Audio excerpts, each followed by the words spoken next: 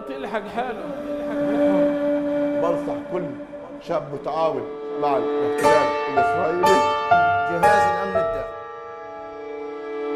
كانوا ضباط المخابرات يقول لك أنا يعني أنت إشي بالنسبة لي إشي كويس، أنت الحاجة الوحيدة اللي أنا مستحيل أفرط فيها، أمنك أهم إشي، سلامتك. كل هذه الشغلات كان يتعامل فيها معاك إنه يحسسك يعني هو ولي أمرك، هو اللي بخاف عليك. الضابط أبو العبد والضابط أبو الرائد اللي كانوا دائما يقولوا لي إحنا حنوفر لك سلامتك وأهم إشي أمنك وسلامتك هذا طلع كله وهم وكله كذب.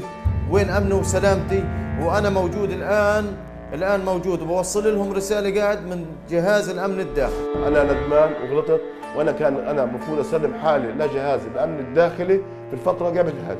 وبنصح كل شاب متعاون مع الاحتلال الإسرائيلي إنه يرجع لربه. كل هذا كذب، كان يعني وهم، واحد بصور لك النار ورد وهي فعلا بعد بتشوف انت ورد، لكن قرب بتمسكها نار، فيش ورد. مش عارف يعني انا اللي غلط يلحق حاله، حر في النهاية، انه اللي بيصلح اشي بيصلحه لنفسه مش للناس.